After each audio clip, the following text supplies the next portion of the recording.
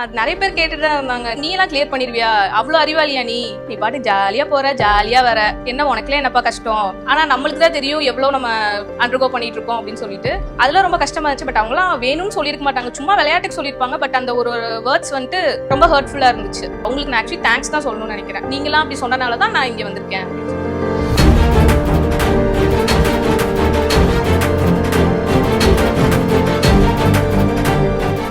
எவ்வளவு நாள் படிக்கணும்னாலும் படிக்க. நாங்க அந்த வயசு போகுது அது போகுது இந்த ஒரு ஹாஸ்பிட்டல்ல அவங்களை என்னைக்குமே நாங்க தொந்தரவு பண்ணல.